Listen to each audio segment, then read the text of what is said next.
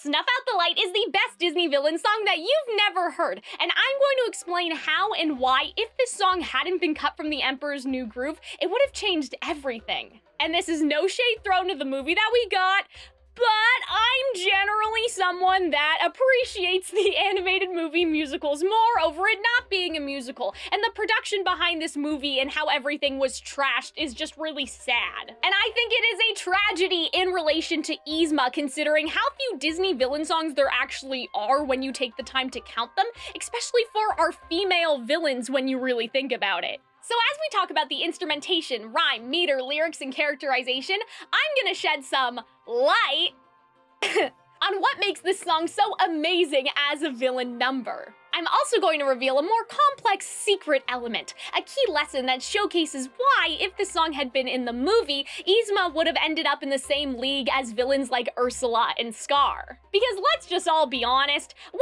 it comes to the Disney villain franchise, Yzma tends to be forgotten by Disney and even shafted by Disney fans. But what does this song give Yzma and the story as a whole that even the Emperor's New Groove missed out on and really needed? Good day, everyone. It is Calxiyn here, ready to nerd out on Calxiyn Cares Too Much about something that maybe only I care about, but I'm gonna make you care. Thanks to all the patrons and the YouTube membership members for making Calxiyn possible, but we'll talk more about them later. Let's talk about Yzma. Since 99% of you have probably never even heard about what the Emperor's New Groove was like originally, let's establish the context of which this song was written for. Kingdom of the Sun was the pre-overhaul version of the Emperor's New Groove, and this was a more traditional Disney animated movie musical based on The Prince and the Pauper. Reading through the character breakdowns and the other things that lost media hunters have collected, Manco seems to be an earlier version of our soon-to-be Emperor Kuzco as the spoiled, arrogant prince. Meanwhile, Yzma is the high priestess instead of the mad scientist archetype that we see in the movie. Yzma has struck a bargain with a shadow god called Supai, and basically, if she is able to free Supai, he will give her eternal youth. But to do this, to free him, she has to kill Manco since he bears the mark of the sun that was given to him by the sun god. So think sort of like how the Titans and Hercules are trapped, this shadow god is trapped underneath the kingdom of the sun, and the only way to get him out is to kill Manco. It's also really funny to me that both the kingdom of the sun and Barbie's Princess and the Pauper were going to go down this birthmark route. I mean, obviously Princess and the Pauper did do it, but even in this pitch, they were going to have the mark of the sun, because in the book, the prince doesn't have a birthmark. He pulls out this great seal of England that he hid in the castle somewhere to prove his identity. So I think it's just interesting how both interpretations were like, nah, fuck that, right? And they just decided to slap a birthmark on the heir instead, which kind of goes against the themes of the original novel, but like, don't worry about it, I guess it's okay. So other than keeping in mind how the original pitch does differ from the finished movie, we also need to remember that even though this song is further along compared to, say, Are There Girls in the World Like Me, which we've talked about on this channel before, it is still technically an unfinished product, so I'm going to treat it that way as opposed to if this had been actually in the movie. And the first question I had because of that like unfinishedness was why Yzma had started singing in the original script. Typically, with other villain songs, you either have the villain singing to their underlings, the villain singing to convince a hero of something, or a villain singing to their other self. It can't really be to Yzma's other self because it's celebratory. Like, she's not at odds with herself in what she's doing, and she's not singing to like some sort of beta version of Kuzco, like he's not here yet. She does start singing directly to Supai in the middle of the song, but the beginning of the song can't really be to him because they've already made the deal, right? So it doesn't make sense for Yzma to suddenly like dump her entire backstory on him after the fact. Because then it would be like, I know we already decided to work together, but now let me tell you my entire motivation for why I'm doing this, like in case you were wondering. That's a little bit weird. It's not like they've just made the deal 5 minutes ago. Yzma has been working on her plan. So this isn't really an I want villain song, but it's more like an I am villain song or an I am doing villain song. But here's my interpretation. I think that Yzma may be singing to the god of the sun in a spiritual way, even if he's not literally right in front of her, you know? Like, she's kind of praying aloud. Presumably in this pitch, as the High Priestess, she has not only been the advisor to the royal family for a long time, but she has also been devoting her life to the Sun God. And so now she's revealing to Mr. Sun God why she's switching sides before transitioning into singing directly to Supai. Because of the lounge singer-like quality at the beginning of this song, I also like the idea that Yzma is singing in a sort of delusional kind of way. Like, have you guys ever been in the shower and you started to imagine you're giving some sort of award speech or like a sit-down like 60-minute interview or something, even though there's no remote possibility you will ever be in that situation? I like the idea that this is the speech that Yzma would give to the Sun God or the entire kingdom when she wins and she's just rehearsing until she switches over to Supai. If this were a song I were consulting on, I would probably recommend having some sort of shrine to the Sun God just so that's a bit more clear if she is singing to him. But I also don't mind, like, you know, Yzma sitting on the piano like the fairy godmother in Shrek 2 and just kind of like, you know, having her moment, even if it's all in her head. And I am dying to make an adaptation of The Prince and the Pauper someday, which is more of a tragic Yuri type situation where basically the pauper works with the bad guy and then regrets it. So in the same realm of all of that, there's definitely a universe where Yzma is actually trying to recruit the pauper here with this song. Like, pauper, please replace Cusco so I can kill Cusco without anyone noticing. And the pauper's like, yeah, you know what? Cusco is a jerk. If someone like me were ruling, I would do better at it, right? Because I know what the people of this kingdom need, and Cusco has only thought about himself. Like, that's a route that you could go with it, but then obviously the pauper and the prince both learn the big lesson like the novel. So now that we've established how we got here, let's talk about the song. When the instrumentation starts for this section, the piano has a lounge singer-like quality here, but even with that sort of romantic, burlesque, you know, lying on the piano singer-like quality, we do have a villainous sound in the chords. You can hear in the composition that this doesn't necessarily go where you expect it to. Sometimes it just doesn't resolve as our ears would predict, and the chords as a result have this uncanny, threatening feeling.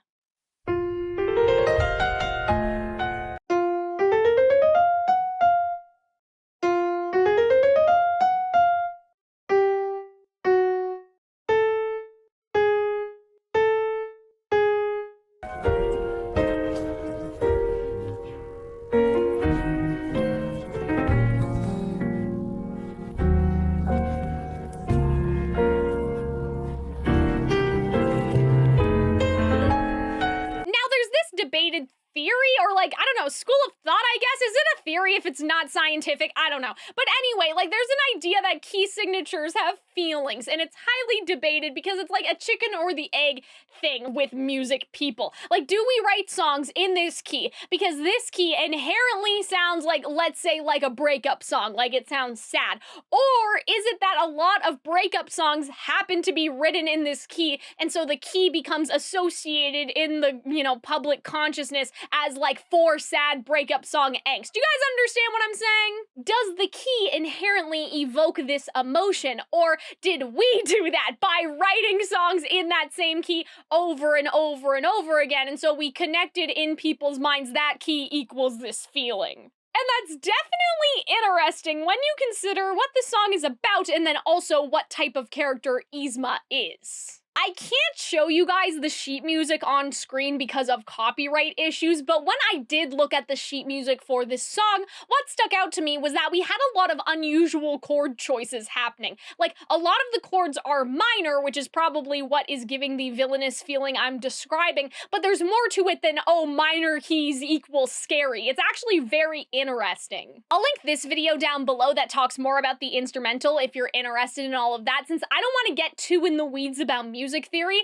Just know that there are chords that are used, and some of the chords in this song go outside the usual patterns. I don't know if my advanced music theory professor would approve of how I said that, but that's just how it makes sense in my brain. We have usual chord progressions, and this falls outside of those, and that gives us something unexpected. We also have a unique rhythm in terms of this having a lot of triplets, which gives these sections a unique feeling. Triplets give a song a sense of tension and surprise, and it can also be used to create this sort of like roll, like chugga chugga, like sort of effect in the rhythm. And you can hear this best when it happens here underneath No Longer Swoon.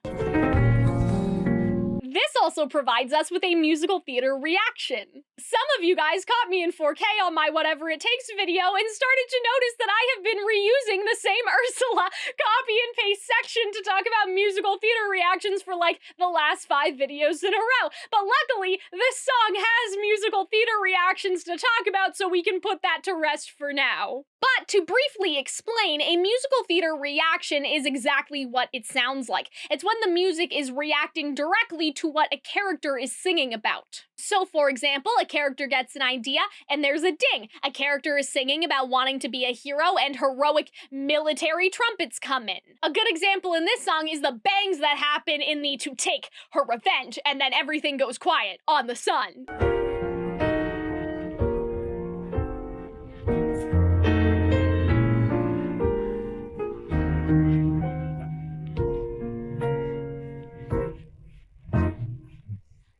For some fun sounds, we have some great stuff happening with when, woman, acquires, age, adored, avoid, live, light. And we also have something with moon, grows, old in terms of keeping a nice vowel shape.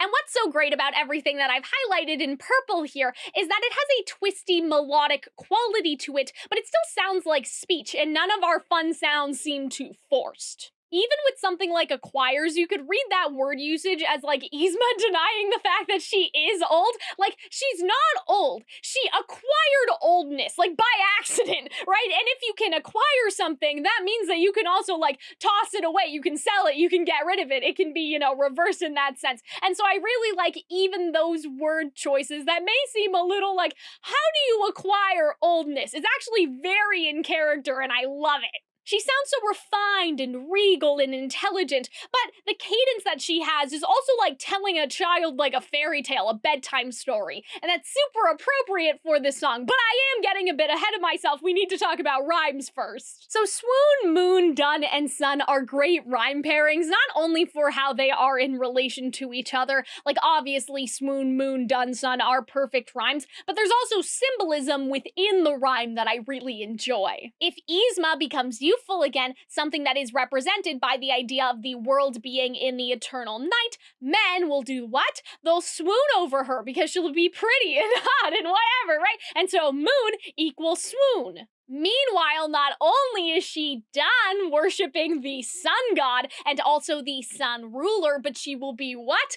Done for if she doesn't take her revenge on the sun. Like, she will grow old and die. So through the rhymes, we immediately frame the moon as something that is good for Yzma and the sun as something bad, which creates contrast and also frames the conflict very nicely. And it's also a subversion because usually, like, this isn't how things go, right? But obviously, Yzma's a villain, so it's a little different. Like, usually in other songs, the sun is like a good thing and represents like freedom and light and whatever. Not in this song. It's a bad thing in this song. And I love this internal rhyme over here of pays, days, and then praise days, because it feels like that we've taken a nice step upwards in terms of evolving this idea while making them still sound connected. It doesn't feel like overly cheesy, like they were trying too hard, right? Because you have sunlit days, and then you have endless days, and the contrast that that creates, but then over here with pays, you can imagine like you're at the bottom of the stairs, right? But then praise, it's like, oh, you're taking that step up. You have the R, and the R gives it that stress and that harshness. It's like, oh,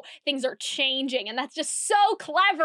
Oh my god, it makes me crazy. Back to sunlit though, usually we associate sunlit with being a good thing, but then when we hear endless days, we realize, oh no, that's not a good thing. It is agonizing. Very similar to Preminger and his 10 long years I've had to pay my dues, right? It's that same sort of feeling with now she prays through endless days, right? She's literally begging someone to come help her. So I love the idea of pays to avoid the sunlit days to, like, you know, kind of savor any youth that I still have. We can't let the sun take it from me. And then we go to, wait a minute, I'm not gonna hide anymore. Instead, I will pray endlessly, day by day, that there are no more sunlit days, that the sun finally falls out of the sky. I will take my revenge on the sun, and then I'll be able to go outside again, except this time, it'll be under the light of the moon, like an endless night. Which now brings us into the lyrical meaning of all this. This is a great way to establish the conflict in Yzma's motivations in a way that is clear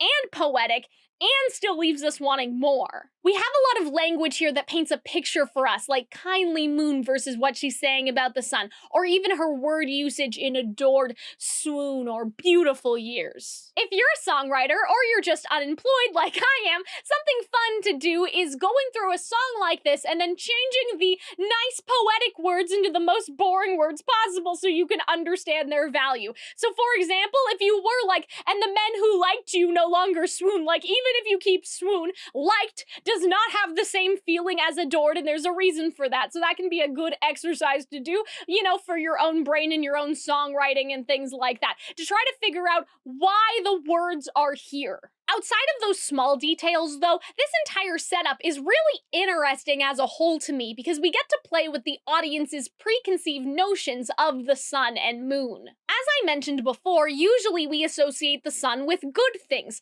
and so this is subverting our expectations. I also did a little bit of Inca god research because I was curious about something, and I ended up being right about where I'm going with this, okay? So, Inti is the sun god, and he is portrayed as masculine, which also tends to happen in a lot of different mythologies, right? Like Greek mythology, for example. The sun god is masculine, the moon goddess is feminine. But I wanted to double check and make sure that the moon in this mythology was feminine as well, and she is. She is called Mama Kilia. She was seen as a protector of women in general and known for her beauty, which is very interesting for this song given the dynamic here. Supai, meanwhile, is the god of death, so he's not necessarily Inti's counterpart from what I can tell, but they just made it that way for the movie, which is obviously a very common thing that happens, right? But back to our preconceived notions about sun and moon deities, and this section is a very, like, giant red stamp, like, it depends, okay? Because I don't know every single mythology in existence, or every fairy tale, or every folklore story, right? So it depends,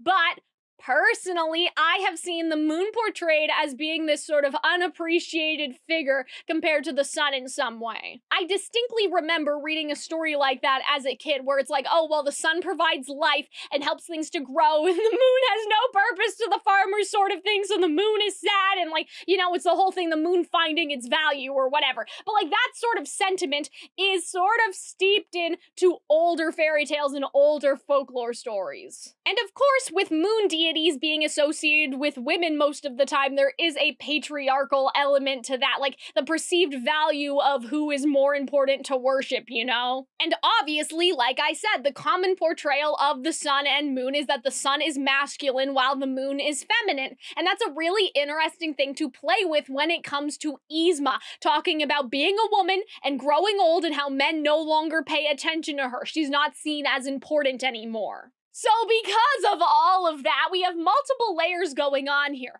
The actual physical sun and moon, like as in the sun causes wrinkles, don't go outside without sunscreen, right? Like that sort of thing. But then we also have the sun and moon as gods, which is kind of separate, like from the physical entities. It's the gods as people and the right or wrong things that the sun god has been doing. But then we also have Yzma equating herself to the cycle that the sun and moon go through, or like her life, right? Like most of her life has been in the daytime, like in the sun, but now she's starting to like go into the moon phase of her cycle or whatever. There is also the fact that Cusco Alpha Edition has been chosen by the sun god to rule, and so he represents the sun god's will, or like agenda? Is agenda the right word? Right, like his will or his plans on Earth, and how Cusco treats Yzma as part of this conflict. You immediately get the impression that Yzma has had her day in the sun,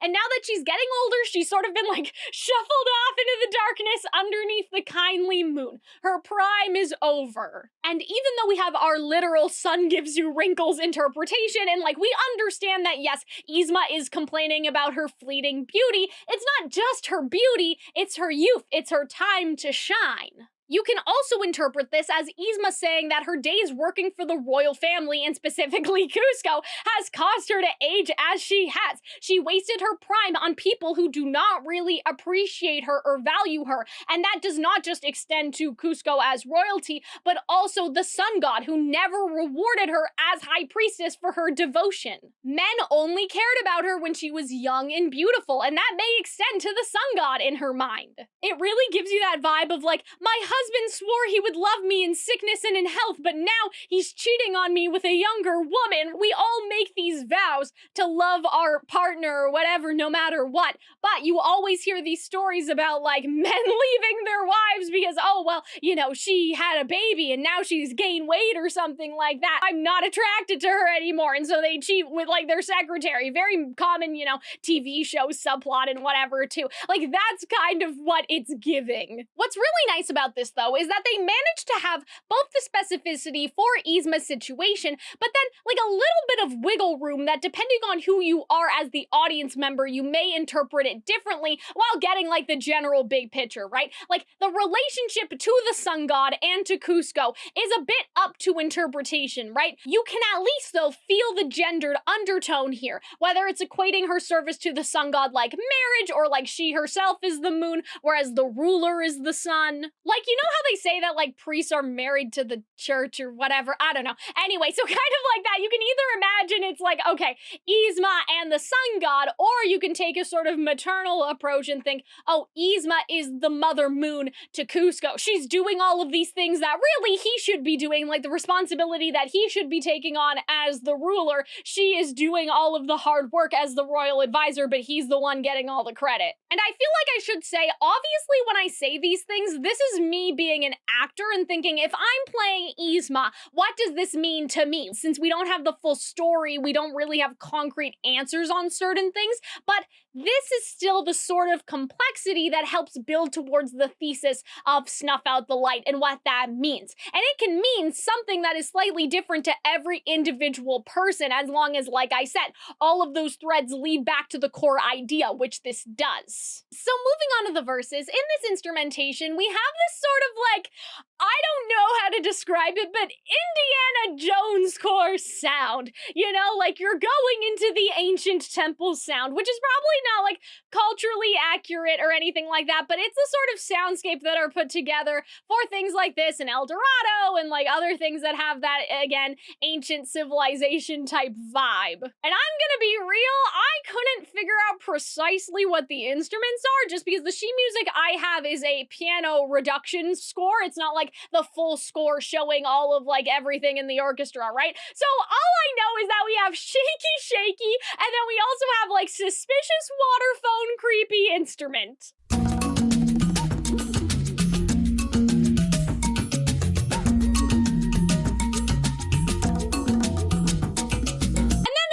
Verse, we also have some brass joining in for the first time, and that is what makes it sound like it is taking a step up from the first verse.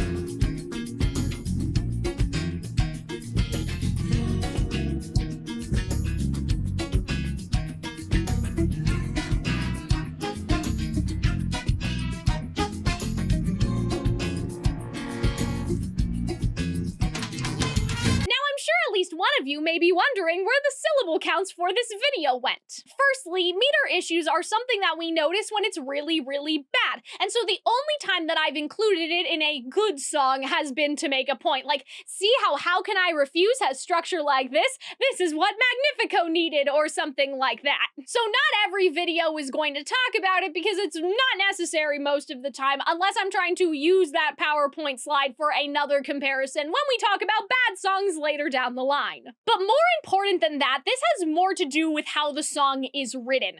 This song is not played straight. Like, the dynamic markings say that it is meant to be performed freely. There are a lot of triplets, a lot of tied notes, a lot of interesting 8th and 16th note placement, and I won't bore you all too much, but I guess the best way to put it, in my opinion, is that for a song like this, any inconsistencies that are present are justified or evened out by the vocal flourishes and the rhythm and the choices of what to hold versus what to sing more to their duration that the singer does. Like if some of these things were happening in a waltz or something where there was this very strict beat, that may be a different story, right? But how the song flows is up to you as a performer to pull off and do well, and Eartha Kitt makes everything sound perfectly in place. What gives this song that twisty but also groovy feeling is that it is jazzy. Again, it's not played straight. When something is wrong with the bad songs that we've covered, usually I can accurately convey the problem through writing down that sort of thing, and then you guys can see visually what is wrong.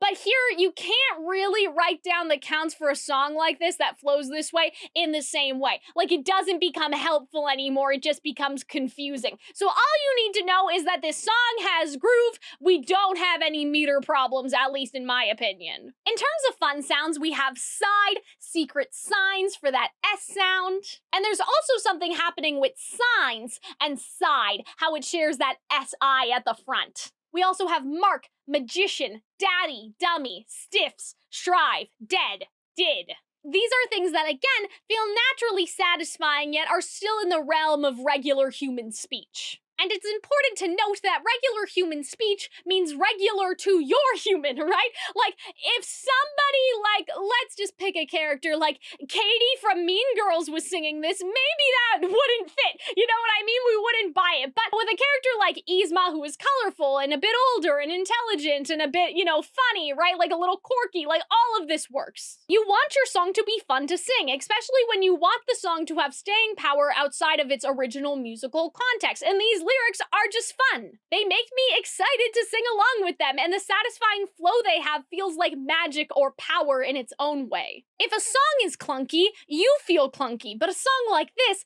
helps you step into the role of the villain and how mesmerizing and entertaining they are, and just for a moment, it lets you be that way too. In terms of rhymes, we have mortician and magician, which is perfect, and that's the same with dummy, mummy, shrive, alive.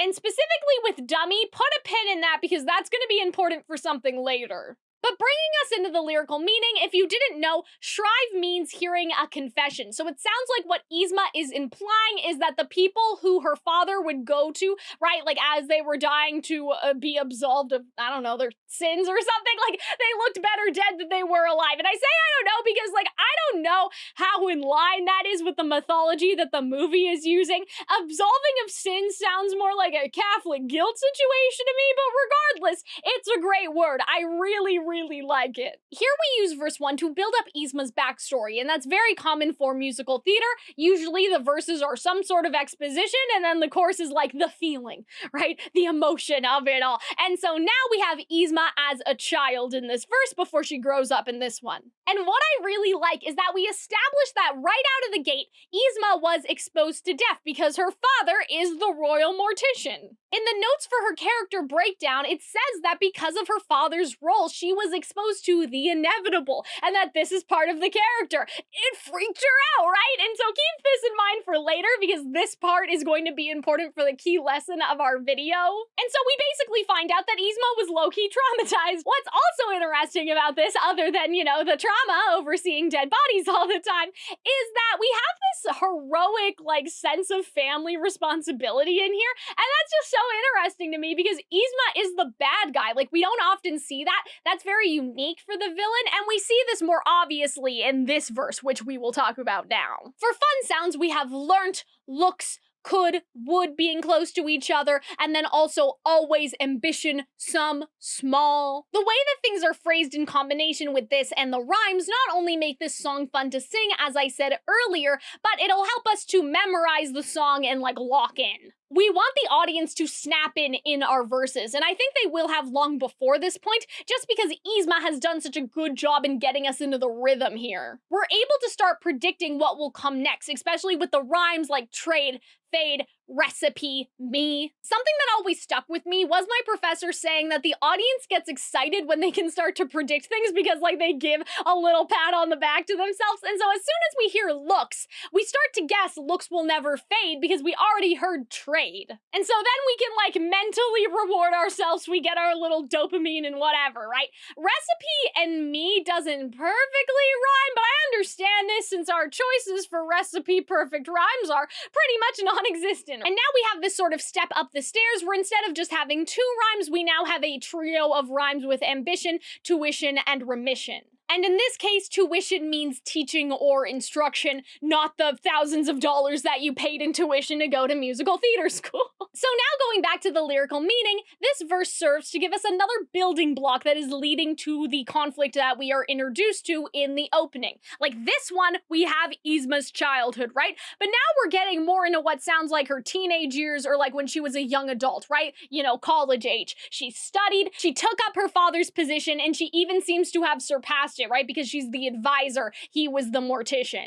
But despite still being young, her beauty eventually fading was still on her mind. She only thought that her looks would never fade because as a young person, like in college basically, right? She was so confident that she would be able to find the recipe, that she would be able to find the secret to eternal youth using her magical knowledge from her father. And I really like this because we're towing the line of arrogance, right? But it also showcases confidence. You know, Yzma wasn't like an every night I begged the gods to make me young all this time. Like, she tried to do it herself. She thought that she could. She wasn't just wishing upon a star or something this whole time. She has now only gotten desperate because she hasn't been able to find that eternal recipe yet. Like, her own methods have failed, and so now she is turning to the gods. And you can say that Yzma has been fixated on this entire time, like having this anxiety about needing to find a way to remain eternally youthful and knowing there's this ticking clock, but also still not being able to figure out what to do about it. Even though the song is fun, it also flows in a way that has that idea of like spiraling or anxiety, which is really well suited for our circumstances here. So we have an opening and 2 verses that set up everything really, really well, and it's done in a way that is very similar to classic Disney villain songs like Poor Unfortunate Souls or Be Prepared or Friends on the Other Side. So how does the chorus release the tension that has built up so far? As I always say, despite how well things are going, there's always an opportunity that this song could crash and burn. So does it stick the landing here? In terms of the instrumental, I love the drumming in this section, and the trumpets are also really great on this part. I also enjoy the little musical reaction echo that happens on every little ray of sunshine. Sunshine robs me of my youth, my youth!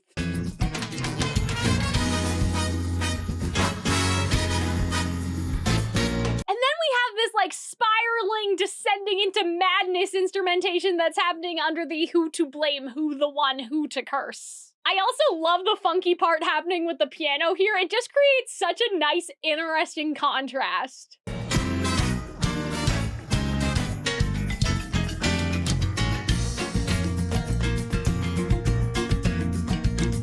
Like, it just has this, like, who to blame, who the one, who the curse feeling, but, like, musically. Then as we get into the chorus, we have some nice unity with the instruments underneath Yzma, but then again, this piano creating a contrasting sound. So let's listen to more of my favorite sections.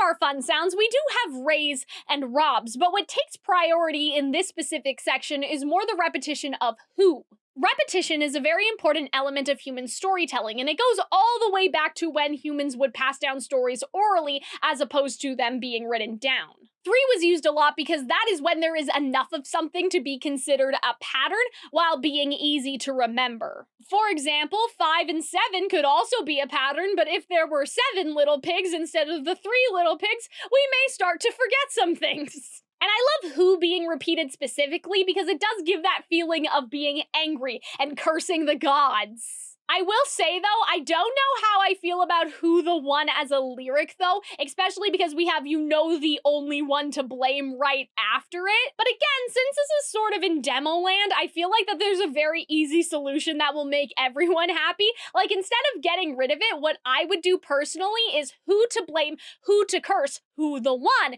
You know the only one to blame, like, instead of it being randomly in the middle, basically. When you make a list and you immediately want to call back to something that was in that list, you want that thing to be at the end of the list so it feels like we grow in momentum. Whereas this just being in the middle, it's a little bit weird, right? And so if we move who the one to the end, everybody's happy. In terms of rhymes, I really like one and sun because of how connected they are. The sun is the one to blame. You could think, oh, the physical sun, the sun god, the sun ruler as in Cusco. There are a lot of options. You got options, right? Light and right are also great for this song, even though it's not like the most insane rhyme ever. It is the rhyme that we are expecting to happen, and it fits really, really well. So again, even though it's nothing crazy, it doesn't need to be. It is very well suited for the context and the theme of this song. I also love the usage of neophytes here, even if it doesn't perfectly rhyme.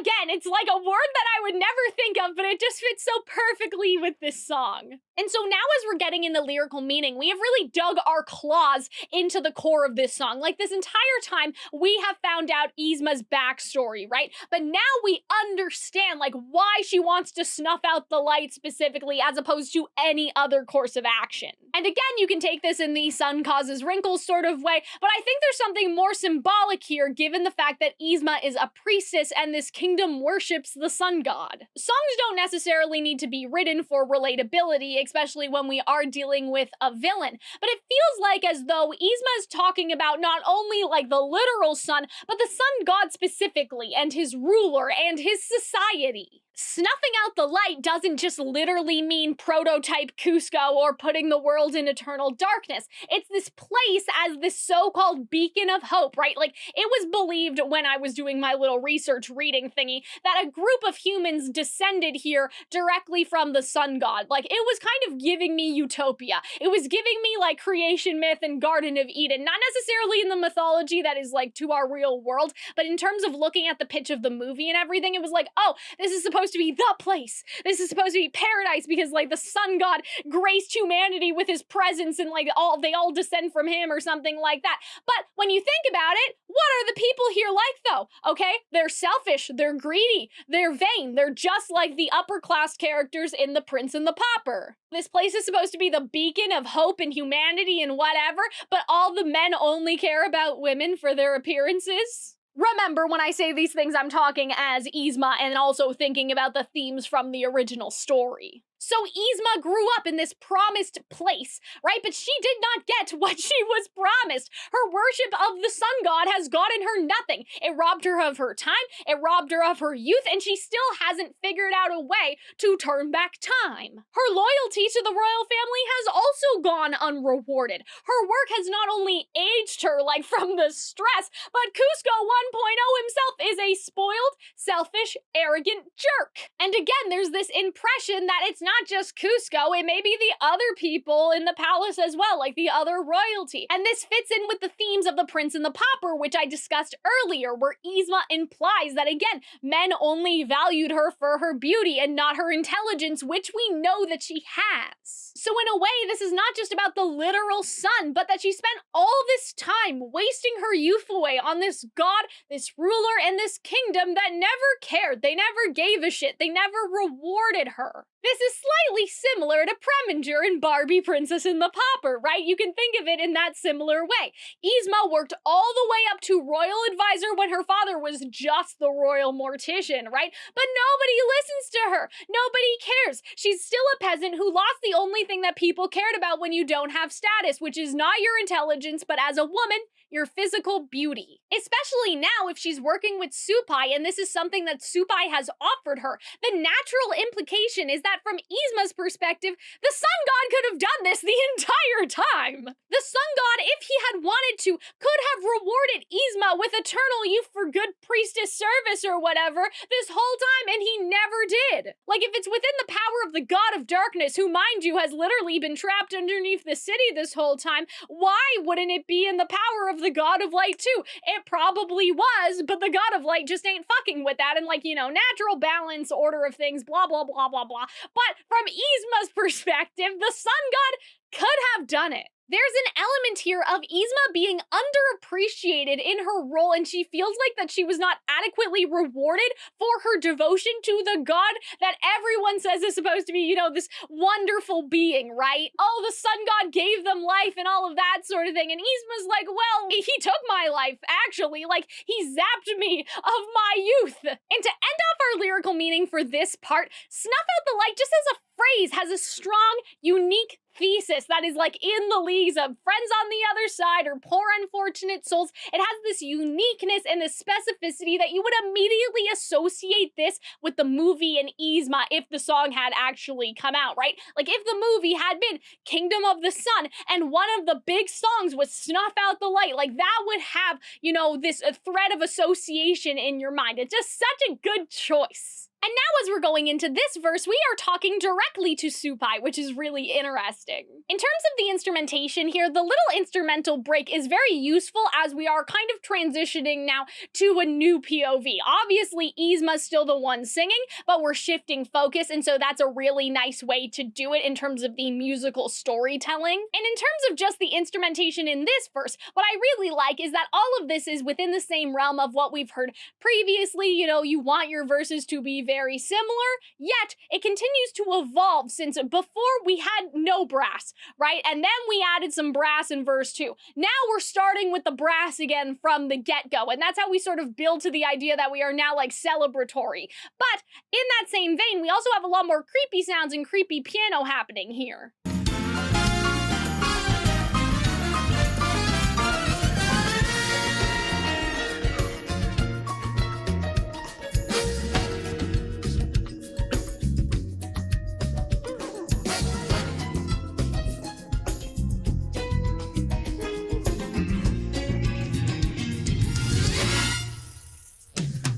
So again, similar to what we heard before, yet we are continuing to evolve and like keep new elements consistent and like add a little more of this, a little more of that in order to punctuate the point in terms of the storytelling of what's happening here. Like, you could see the brass is like, as Yzma gets more evil, there is more brass, and same with the piano and everything. Like, it's spiraling. When she's talking about her backstory, that's in the past. That's already happened. Like, the past doesn't make you excited. What makes you excited is the future, and so that's what we talk about, right, in the course is the future plan, and this is also about the future, and so you can see the difference in how Yzma talks about that, how giddy she is, even in the lyrics here. So in terms of fun sounds here, we do have Supai, soon, made, me. Down here we also have treachery, trying, even though there is some distance between it, as well as takes. We also have it takes in terms of those T's being back to back, and then lying and looks. But I'm more interested in the rhyming situation here because I really like me on and then be gone. Because gone and on by itself, like, I don't want to say it's a cheap rhyme. It's not like lazy, like, it still rhymes, right? It's just a little less impressive compared to say something like gone and dawn, since on is already part of gone, you know what I mean? So by adding me and be, you are giving it a bit more of an oomph. You can think of lyricists doing this when they want to justify a quote-unquote less impressive rhyme in a way, but I really like when songs do this, like the little double whammy. Obviously, Glee and Me is a perfect rhyme, but what I love is lying and trying, because it's very similar to when they did pays and then praise earlier, right? Like, we're now adding that R in something that we heard previously as just like the lying. Now we're hearing trying, and so we have that added stress. It feels like we're growing into something. In terms of the lyrical meaning, we now get some important plot information, which, as I mentioned before, verses tend to be used to have some exposition, but we've already gotten all the backstory exposition out of the way, and so now we're talking about the present. So we have sort of a nice, like, past compared to present compared to future situation going on here. Now, in this Disney villain book, which we will talk more about later, they mention how integral it is that we know what the villain wants, why, and what what they will do to get it. And obviously this is important for hero characters as well, but they stress how important it is for villains specifically, because in most stories, the villains are the ones who act, whereas the hero reacts. Because the villain is the one who is going to be inciting the incident, we need to know it for them especially. This is also important because it establishes that killing Java Edition Cusco is not something that she is conflicted about. And isn't it hilarious that the last 2 weeks we have talked about that in At All Costs and Whatever It Takes, you have characters saying that they will do whatever it takes or that they will protect something at all costs, and the song never establishes what that is, right? Like, what is whatever it takes? I don't know. What does at all costs mean? We don't know. But now Yzma actually says whatever it takes to keep my looks, that being what? Murder, treachery, and lying. It was really that simple, guys. Anyway, it's very important to establish for a character, whether it's a hero or a villain, not only the status quo and what they want and then what's in their way, but everything that they will do to get it. And this song executes it perfectly while keeping Yzma both fun and lighthearted, but also menacing. Like, her saying that she will kill people is menacing. And the casualness with how she says it actually makes it a little bit more scary. And this ending sequence is absolutely insane. Like, we have the chorus repeating in a grander way, but we also have this new, like, casting the spell type incantation section that is just so fun. The instrumentation here is fantastic.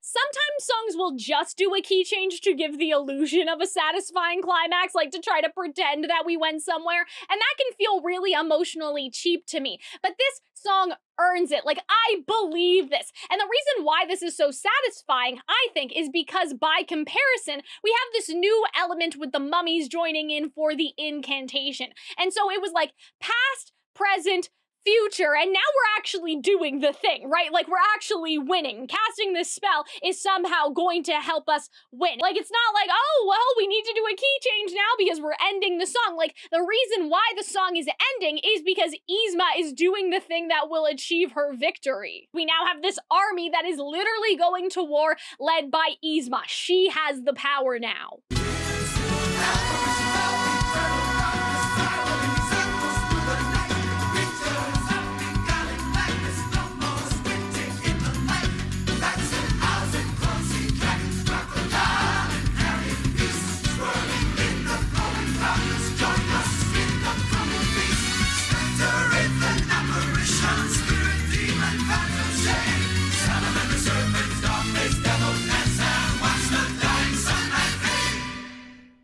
And because of that, it feels like this, oh shit, like we're at the top of the mountain here. Like, here we go, instead of like, I don't know, like the teacup ride at Disneyland or something, or like Dumbo where we're just going in a circle. You know, that's kind of how At All Costs or Whatever It Takes feels a little bit like.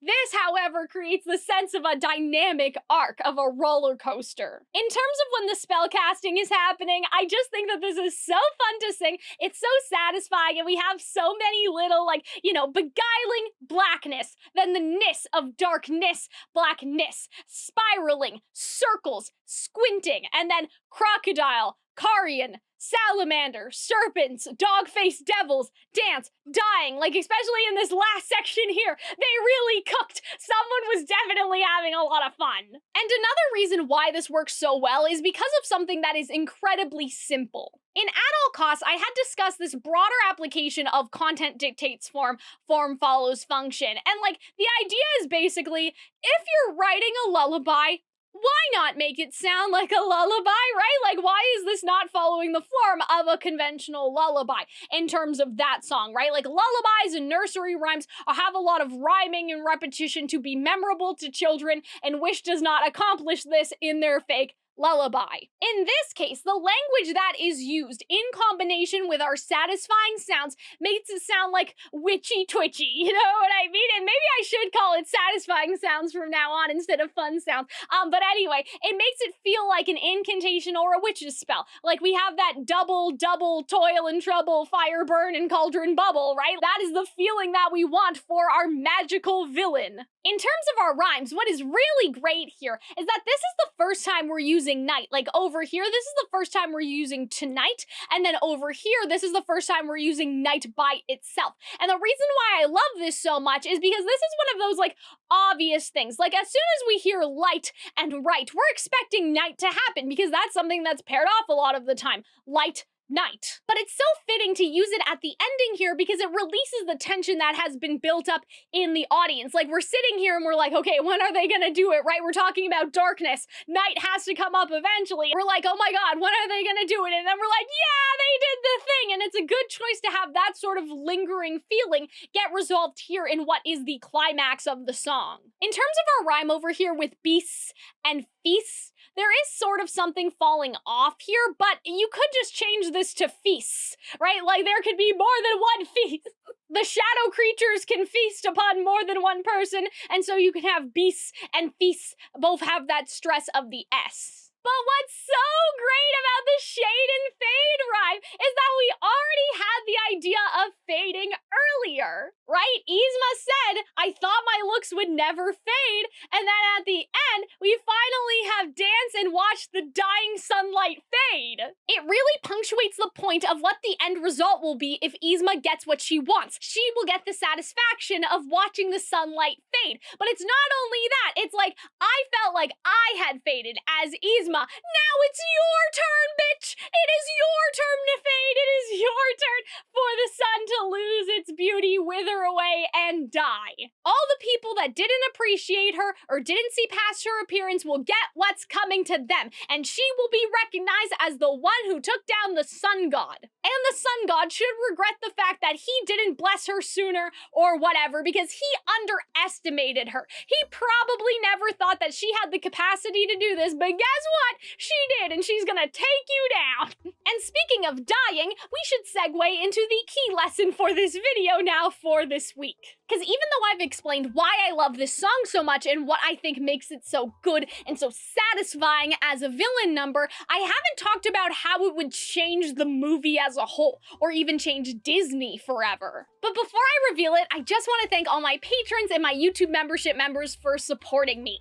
If you want to get early access to my content and allow me to continue creating it in the first place, please consider joining them. If you want me to make a video about whatever song you want, please check out my commissions on Ko-fi, and then that way I can talk for this long about your hyperfixation. I also have songwriting consulting commissions where you can send me your song and I can provide insight on how to improve it. But now, let us get back to Yzma. Everything I talk about in a video can be placed in one of three categories. Either it's the musical storytelling, the lyrical storytelling, or the characterization and overall narrative storytelling, like how a song contributes to the plot of the rest of the movie. It doesn't just have good music or good lyrics, but it has good characterization and a good narrative that will support the rest of the story. Yes, this song has reactive and unique instrumentation and good lyricism and is fun to listen to and sing, but more importantly, it tells a compelling story and endears us to Yzma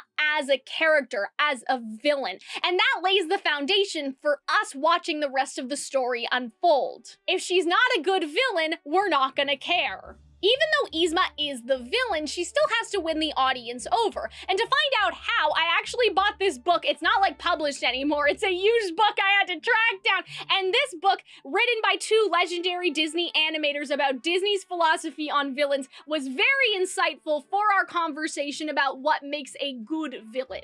It's a little heavy, so when I'm referencing the book, I'm just gonna put the photo on screen. But basically, they say that villains need to be sinister while retaining their human foibles and comedic touches to bring out their human side. They also said that the Disney villains had a lasting impact on the public, spreading horror, visual excitement, and in many cases, laughter around the world. Yzma is a fun character. She's dramatic and theatrical, a lot like Ursula and Cruella. Like, she has a sense of humor, but she's also clearly threatening. She's refined and she's intelligent and she's cunning, but, you know, she's fashionable in a sense. So my first lesson is that this song succeeds where the rest of the Emperor's New Groove failed, and I know that some people are probably gonna come for me, but because they leaned into full comedy way too much in that movie, Yzma does not feel threatening.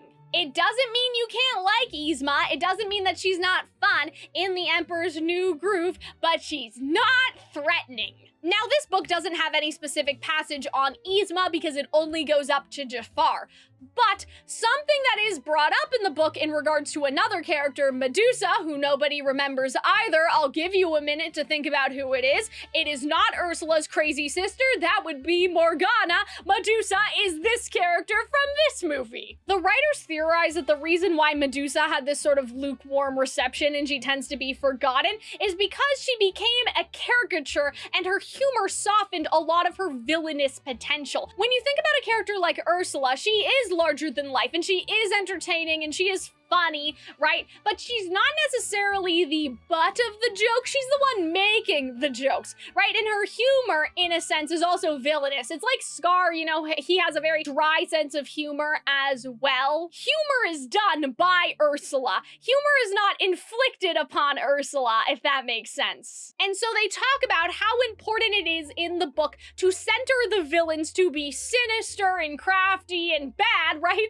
And evil and all the other things that they are, but still have the levity that makes them human. But too much levity can make a character feel unhuman as well. I don't know if this is a popular opinion, but I feel like Yzma to me is very similar, where clearly they completely lost the plot. This song would give us the opportunity to terrify some children, as a Disney villain should, while keeping her entertaining. And the reason why Yzma probably gets shafted or forgotten by both Disney and also the Disney fans is because her and Kronk feel more like Team Rocket than an actual genuine threat. Like, people like Yzma and Kronk, but are you really gonna put Yzma in the same, like, villain circle as Maleficent and Jafar and Hades? Like, no, they're not really in the same league as them at all. They are like a comedy duo who happens to do bad things, but they are not villains. And Kuzco's biggest enemy in the movie is not Yzma, it's himself and his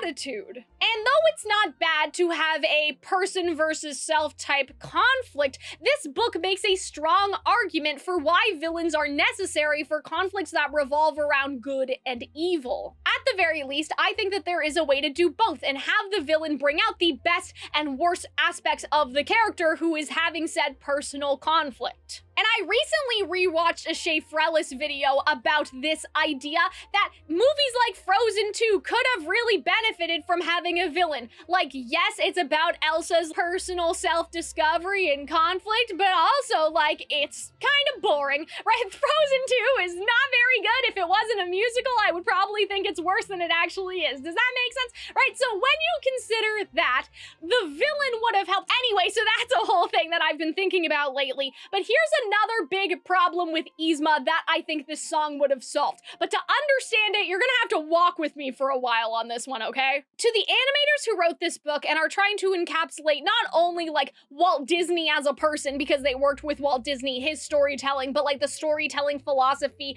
of the company, they strongly believe that the dynamic of the victim and the villain is integral to writing a compelling story for Disney. The audience must be drawn to the victim or the hero, identify with their problems, cheer for their efforts, and enjoy their successes. They believed that the audience needed to believe, no matter how well the audience knew the story, that the villain could actually win. Like, we all know what happens at the end of Snow White, right? But we have to suspend our disbelief. It has to be tense enough that we're like, oh my god, did they actually change the ending? Like, we forget what we know for a minute and instead get wrapped into this world that we don't know. And in that world, the villain does have a fighting chance to defeat Snow White. To have a compelling villain, you must have a victim who is very much in danger and that the audience feels is in danger. The villain is the key to the entire movie, and the hero must be willing to rise to that same dramatic level. There has to be a worthy adversary for the hero to fight against, and in that same sense, the hero needs to be compelling enough as the villain, so we root for the hero to defeat said villain. You see what I mean? It's like a symbiotic relationship. The villain needs to be well written, but the hero needs to be well written too. And one failing can really impact the other. And something else that this book points out that is important about villains is that they don't have to follow any moral code or they don't have a conscience, right? Like, their power comes from the fact that it is easier to do evil than it is to do good. And the hero struggles more because of that. Their choices are limited. The tactics, the cards that they have in their deck are limited when you can only do good things, because evil people can do anything. They can, murder, treachery, and lying. In the book, there's actually this really funny example where they're like, well, if the hero just pulls out a gun and shoots the villain, that's not very cash money. That's basically what they say, right? That's not compelling, because then the hero is just as bad as the villain.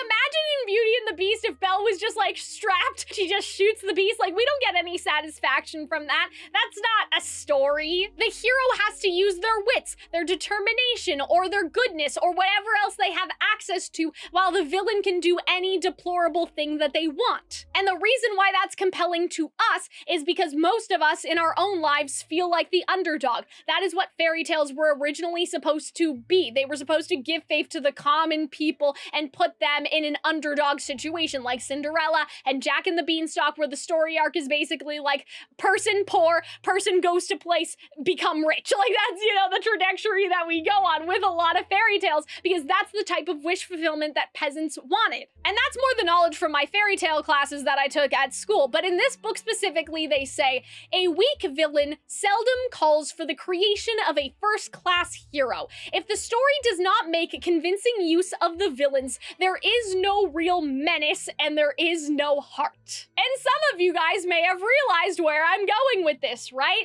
The reason why in Barbie Princess and the Pauper we don't support Preminger's schemes, even though we think Preminger is an icon, is because Annalise and the Queen are both good-hearted, and Preminger is tricking them for the sake of power. But it would probably be a different story if the Queen was a tyrant and Annalise was a petulant brat who was never told no, right? And so that brings us to Kuzco. How can Kuzco be a victim when in this pitch he is a horrible person? He's basically a blend of the Queen of Hearts and Lord Farquaad. Even in the regular movie, Kuzco does not become a victim until, he starts to learn his lesson, you know what I'm saying? But in this movie, he's really not the victim. If anything, Yzma is the victim, and therein is the problem with how the canon movie and the pitch handled things, but also an intriguing idea if it was executed better. Yzma probably would have been the first villain that people were actually rooting for, because Kuzco is just such a bad person. But the journey that the audience goes on is caring about Kuzco as he changes, and therefore the audience changes their minds about wanting Yzma to kill him. Throughout this song, Yzma is unapologetically vain. However, what I think is so compelling about it is that we have the opportunity to create a story that deviates briefly from the Disney formula. We have this role reversal of who the villain and the victim are, but then we return to the standard formula by the end. Because unlike other villain songs, this song felt particularly tragic to me. Let me explain. When I first listened to this song, even before seeing the reconstructed fan animatics and the other material, what struck me is that Yzma talks about her father and all he taught her in a very nostalgic, bittersweet way. The first thing that I thought was, considering how old Yzma is, her father's probably dead, right? And something interesting is that Yzma, at the beginning of the song, says the men who adored her no longer swoon. And that's so sad to me, because what I immediately thought it meant was that her father was the one who actually cared about her intelligence and saw how much potential that she had. That's why he teaches her magic, right? She sees how much potential she has to be more than what he was, especially, as a woman, as a peasant, all of that sort of stuff. He cared about her intelligence and how much potential that she had. And then after he died, she was left with men who only cared about her for her beauty, which has now faded. She says that Daddy was no dummy, and the reason why I said to put a pin in that, because we'll come back to this later, was because I wondered if her saying that was again to reinforce that her and her father's intelligence were undermined because they were seen as, oh, it's just the royal mortician, and like that seems like a job that you would kind of give a lowly peasant, you know what I mean? And so it was to emphasize that people thought that her father was just, you know, kind of dumb, right? But he had a lot of potential. He knew actual magic, and no one seemed to appreciate it or know about it. And so you have this framing of Yzma and her father as the underdog. It's giving that sort of this peasant's son won't turn and run because some reckless royal chose another beau Preminger vibe, right? Like Yzma wanted to go beyond her current social position, especially because she saw how firsthand her father was underappreciated and thought to be dumb, like she had something to prove to everyone. And though she talks about her looks, what I wondered as I listened to this song was if the thing that Yzma is actually afraid of is death. As I said, in the character breakdown we have, as daughter to the royal embalmer, she has seen the inevitable. The fan animatics really run with this idea, having Yzma singing to the corpse of her father and showing him getting older in these black and white storyboard sections that are reconstructed from some of like the found footage that people found, where we see her father and her as a little girl, and then we see him getting older and he's hunched over and he has this cane, right, and Yzma's taking care of him until he dies. Supai is not the god of darkness, he's the god of death, and so by working with Supai, it's not just eternal youth that she's getting, but I also presume eternal life. So the entire time up until this song happens, we have seen how Yzma is mistreated, and through this song we now hear about it firsthand. She has to deal with a spoiled, arrogant prince. She was never appreciated for her intelligence and her potential, and she was only valued by other people for her beauty, which she does not have anymore. To add insult to injury, she was exposed to death at such a young age that it has given her this constant, like, anxiety. And part of that wasn't just being exposed to dead bodies, but watching the only person who cared about her wither away and die. Obviously, we all die someday, so you can't say that Yzma is like right for wanting to kill prototype Kuzco to prolong her own life, but as crazy as it sounds, I feel like that Yzma could have been potentially the first redeemed or like sympathetic Disney villain, which like Disney tries to do now, but they're not very good at it. This could have been the time where they actually accomplished it. Kuzco's whole character arc in the Emperor's New Groove is to become a better person who actually cares about other people instead of being a spoiled, selfish jerk. And when you really think about it, the first person that he ever mistreated, given the fact that his parents seem to be absent in the original pitch of the movie has Yzma trying to wrangle him like an advisor, was probably Yzma. Yzma's probably the first person that he treated badly since birth. In the movie that we got, things are like slightly different. Like Yzma basically sits on the throne when Kuzco isn't around because she likes to go on power trips or whatever. But this Yzma strikes me as a capable woman who is doing all the work, probably also Kuzco's royal work, judging by the pitch, without getting any privilege of actually being royal or appreciation. And in the canon movie that we did get, remnants of that idea are still there anyway. Like, she must have raised Kuzco since she's been the advisor for such a long time. Like, she's old as hell. They say that she's over 100 years old or something. And so she probably raised Kuzco if his parents aren't around. And what has she gotten for all of that? As the book says, most villains feel as though they are completely justified, that they are the true victims of an unfair circumstance. They feel like they should have had the power, the recognition, the prize, and this is a wrong that must be corrected. But even though most villains believe that to be so, usually the audience doesn't believe it to be. So when it comes to Yzma, I feel like Yzma would have been the first time where we actually thought, she might have a good point though. Like say with Scar, for example, killing his brother is a logical motivation as a villain, but we aren't like, yeah, you know, Mufasa kinda deserved that. Like Scar was secretly in the right. That's not what the majority of the audience is taking away. But I think it's really interesting for this kind of story because the focus would have been the audience locking in and rooting for Yzma at the beginning, but coming around to Kuzco by the end. And I feel like this is really important for the theme of the movie, considering what it was based on. As I mentioned earlier, the Kingdom of the Sun was originally based around the prince and the pauper, which, to summarize again and take this just straight from my Barbie video, it's about two identical looking boys who swap places with each other, a prince and a pauper. The story highlights the suffering and injustices happening to the poor and lower class. Since the boys are identical, it also challenges the idea of judging by appearances. It points out the absurdity in the idea that the pauper is suddenly treated like the prince just because of the clothes he's wearing and vice versa. To me, it says a lot about the shallowness of everyone around these two, that the only thing that makes a prince to the people close to him are the clothes instead of the values a ruler should have.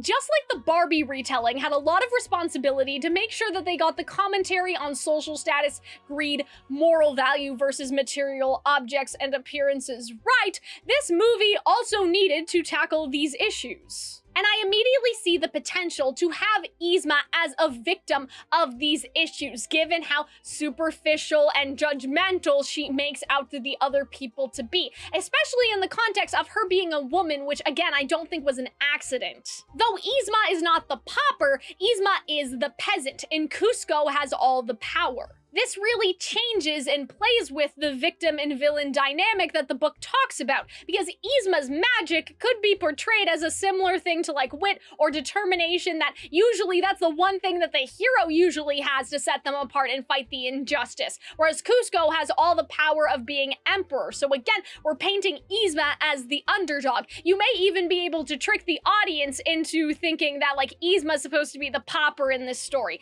Maybe somehow she'll like use magic on herself to look the same as Kuzco. You could kind of lead them astray. And you may be thinking, but Cal, all of this sounds so interesting that we should beg Disney to hire you. What exactly is the problem?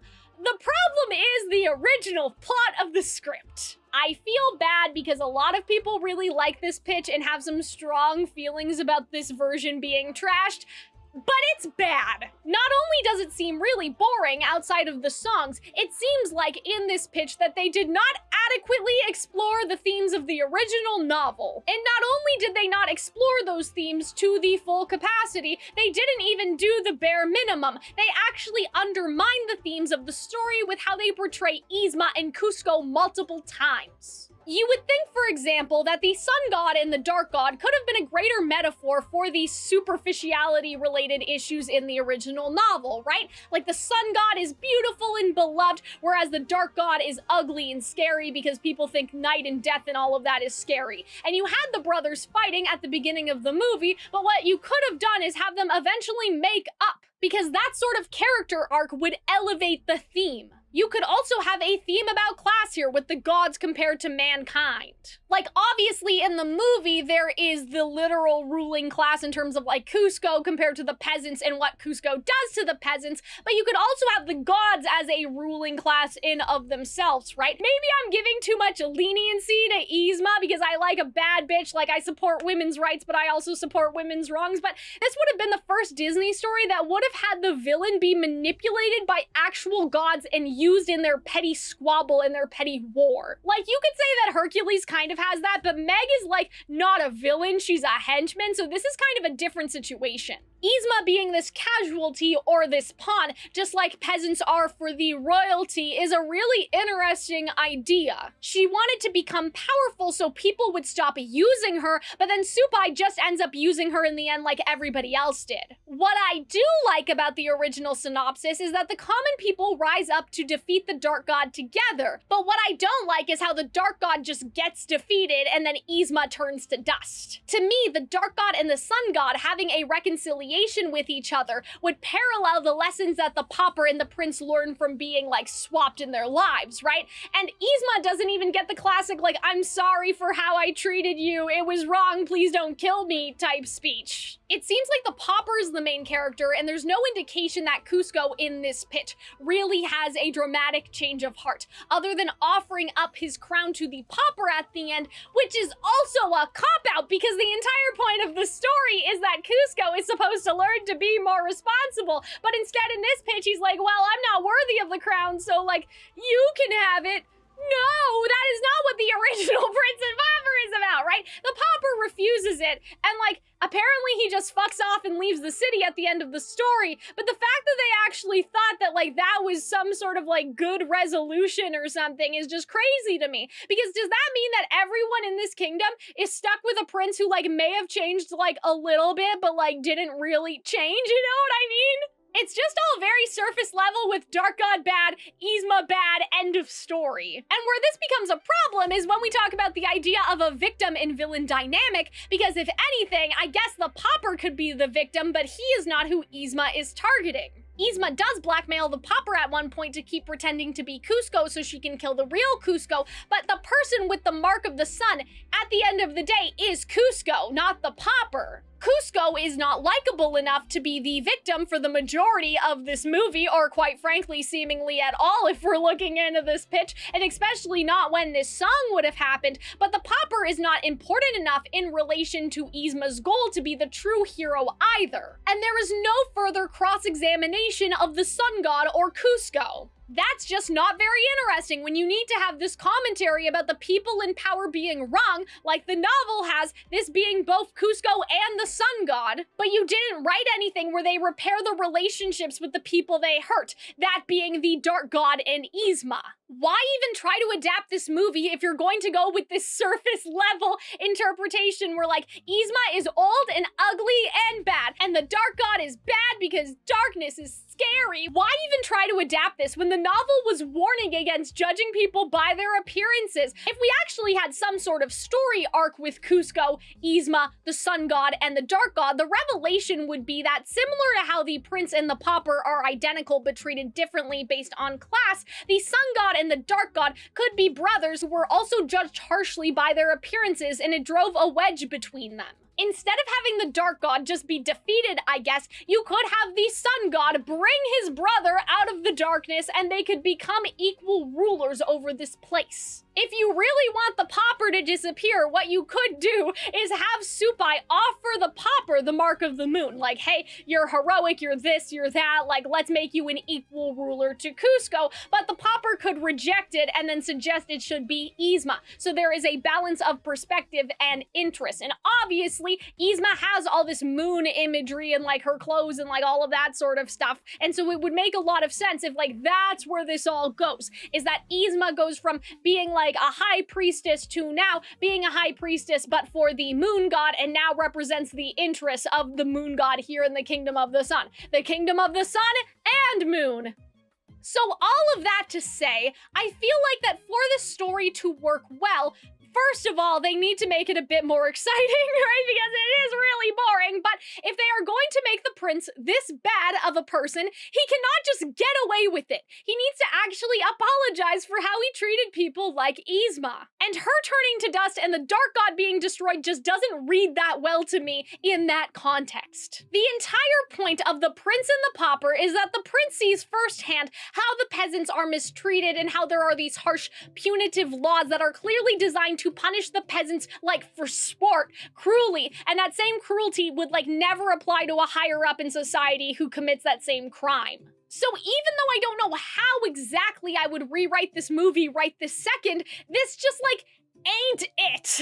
I really hope that one day Disney will consider doing a Prince and Pauper retelling again, and I understand again that this version of the movie being thrown away does upset a lot of people, but the pitch isn't good. I kind of get it. Like, I kind of get why this movie was changed so radically. It really needed more time to cook because otherwise you're fumbling the themes of the original novel. And I guess in The Emperor's New Groove, it doesn't really matter anymore because by that point they had axed the Prince and Pauper angle, so they didn't have to worry about doing it justice anymore because it was no longer like an adaptation or a retelling. But like, the fact that they couldn't nail down the conflict properly, even in the movie that we did get, is why Yzma isn't fleshed out properly. In the Kingdom of the Sun pitch, Yzma is easily the best written character, which is probably why she's the only thing that carried over to the movie, like no one else rises to her level.